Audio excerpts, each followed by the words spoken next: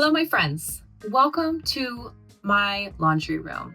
I have not prepared my laundry room in any way for today's video, but as somebody who struggled for years with just sort of feeling like they were an absolute victim of their laundry, always behind, always dirty piles everywhere, always having to move loads of laundry off the bed before I could go to sleep at night, and just frankly being really bad at it to the point that I ruined clothes, I can now honestly say that has transformed, and I genuinely love doing and managing laundry. And it was because a few simple steps that I had somebody explain to me that's made it feel really manageable for us. So I wanted to share those with you as well, just in case you are finding yourself underneath the weight of laundry as well. Now, I will preface this by saying we have 4 very active farm children. We garden, we milk animals, so we are outside a lot. We produce a lot of dirty clothes. So this is coming from a family of 6 that actually lives in their home, actually wears these things, actually gets them dirty. So I'm going to talk you through my process. Maybe you'll find pieces of it helpful. Maybe you'll even find pieces that will make your laundry time feel like a blessing. Imagine that. So let's talk about the laundry system that we have found that actually works for our family of 6. It's very simple, really simple, really inexpensive. There's no magic tricks, but I've been using this for years and it genuinely works. Okay, there's just a few pieces of it. First, everybody in the family gets their own laundry hamper. Everybody has a different color so that they could see which one was theirs, and then I wrote their name on it. This means their clothes go into their clothes hamper. We don't have universal hampers like in the bathroom, let's say. When they finish taking a shower, they're responsible for putting their clothes in their own singular hamper. That's step 1. Step 2 is that everybody is assigned a laundry time. Because of the size of our family, it works well to do this by days. So one child has a laundry day on Monday. Another child has Tuesday, another on Wednesday, another on Thursday, Stu and I on Friday, and then family pieces like towels and those universal family pieces on Saturday. So everybody has a hamper with only their clothes in it. Everybody has an assigned laundry time. And then we have a laundry time for some of the family pieces like towels or dish rags, these sorts of things. Now, optional to this system is that when a child or a person has their specific laundry time, this is also used as the time to wash their bed sheets. Have you ever wondered, when was the last time I washed my kids' bedding? That means usually there might need to be a laundry system in place to account for that. If your kids are anything like mine, their sheets get disgusting. So when a kid brings their hamper down here into our laundry room, they also strip off their bedding and we wash their sheets as well. Now, there's 2 reasons this system really works. First is that when somebody brings the laundry down and it's their laundry day, there's no laundry in the washing machine and there's no laundry in the dryer because it's been completely moved through the day before. So stuff doesn't sit in here and it doesn't get sour and you don't have to figure out whose is whose and what is what before you can wash your clothes. That's number 1. Number 2 is that there is no sorting. For years, I would wash all the clothes in one day. I'd dump them on my bed. I'd put a movie on and then I'd sit there for hours and just, whose sock is this? Whose underwear is this? Where does this go? And this eliminates all of that. Now, I'm not saying that this works perfectly all the time, but I would say 95% of our laundry is managed through this system. And you guys, it works. And it actually can take laundry from being a chore to something that you actually delight in. And it becomes a really easy chore to bring your kids in on as they get older because, again, they're not having to figure out how to wash mom's, cashmere sweater. They're just figuring out how to sort into lights and darks. We keep it very simple for our kids' clothes. 1 dark load, 1 light load, and that's it. And then they can start taking on responsibility for this work as well. It works. It's so simple, but it genuinely works. So I'm going to walk you through a little bit more of my laundry and show you how I have it set up. But I would love to hear in the comments how you manage your laundry, or if you've heard of this system before, the everybody has their own hamper, everybody has a laundry time. No sorting, no fighting, no none of that. It works. A few months ago, I switched out our laundry to use these Earth Breeze sheets, and I really love them.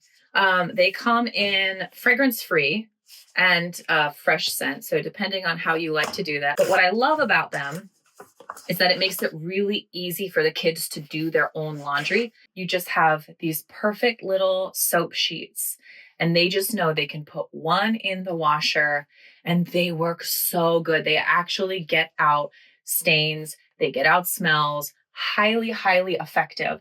Every single time that you wash your clothes, a residue of chemicals from your soap is left behind. And this can include harsh chemicals and dyes and parabens and preservatives. Not so with Earth Breeze.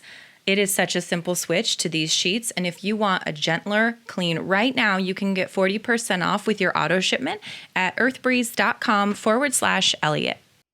When we first moved into this house, the washer and dryer was in the kitchen. So being able to eventually, about 10 years later, build this laundry room has been really wonderful for us. And I just feel super grateful every time I come down into it. You can see it's not big, it's not fancy, but it has everything that we need. So because when you do laundry, you end up with all kinds of weird little things. I think it's actually important to just allow that. You're going to find Legos and buttons and safety pins and all kinds of funky stuff. That's what I keep in here. But before I get ahead of myself, I also keep this really beautiful bag. And I keep some extra wool balls in here. And look, this is so cute. This was our boys when they were little, and they're these little handmade vests and bow ties. How sweet are these? And I want to save them. I want to save them for my grandsons that, God willing, we will have. And so I have a few specialty items like that just stashed away here where I can keep my eye on them. I also keep special little gift bags over here as well that I just want to keep. I just want to keep them. They make me really happy to look at. I have a few homemaking books, a little light. I think lighting's really important. This is just a little half broken thrifted light, but it still makes me really happy. This is a beautiful painting that my friend Amber got me for my birthday a few years ago. Some Swiffer dusters, vacuum bags. I like putting them in these canisters. They look really nice.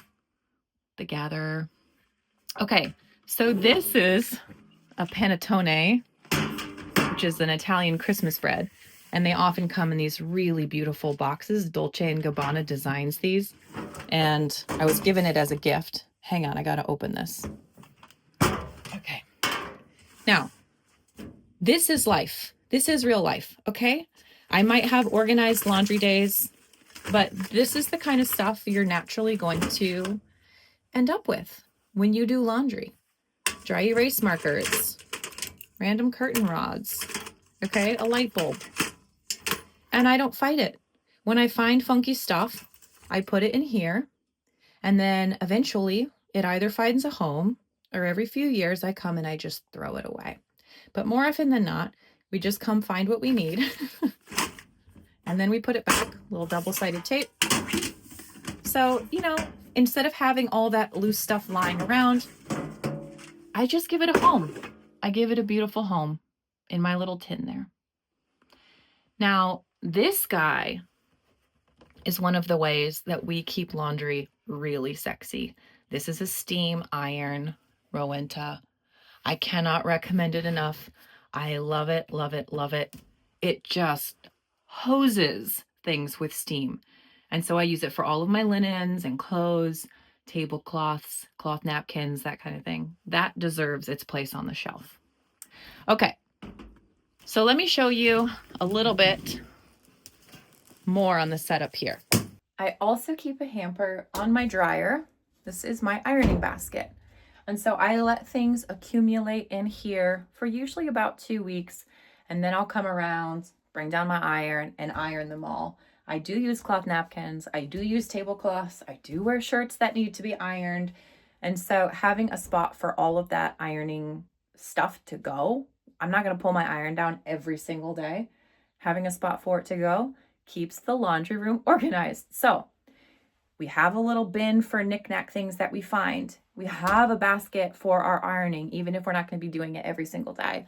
And we also have a basket on the floor for all the weird little loose pieces of things that maybe need a little bit more of a specialty treatment. So even though we have our base operating laundry system, which is very, very simple, don't overcomplicate it, we also have a layer to protect us from the real life things that are going to happen in the laundry room. And with both of these layers in place, we have a system that works. A few weeks ago on the channel, I talked about the power of doing things little by little as opposed to trying to do them all at one time. I found it absolutely impossible to do 10 loads of laundry in any given day, get them dried, get them put away. It was just asking too much of myself. I don't have huge pockets of time like that. I do have small pockets though. And so I have a rule, which is to follow through the laundry every day, regardless of whose laundry day it is. I just make sure that I come down once or twice. It takes me no more than 2 or 3 minutes at a time to move stuff from the washer to the dryer, take the stuff out of the dryer and fold it real quick. And I'll tell you, it's a lot easier to fold 1 or 2 loads of laundry a day than it is to fold 10 loads of laundry on a Saturday. And I'll tell you too, my very, very, very least favorite part of doing laundry is sticking my hand into other people's socks and turning them right side out. But I've sort of learned it's just a battle I am not going to win while I have kids living at home. So I'm not too precious about how I sort laundry. I try to generally keep it light, dark, reds and pinks. That's pretty much it. Again, this is real life. If you have a super soiled load of laundry, you want to use 2 sheets. I've got dish rags in here, so I'm going to add 2.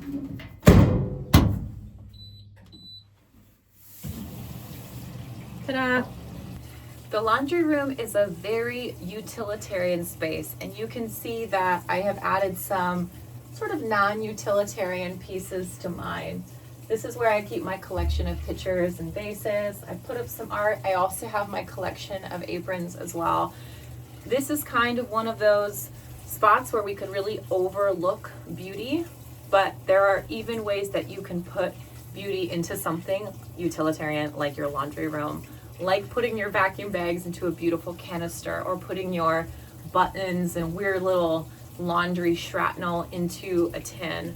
I think this is actually really important. I use linen sprays in here. I light candles in here. I use these beautiful baskets that I love because these are all opportunities for pleasure points and missed opportunities for pleasure points.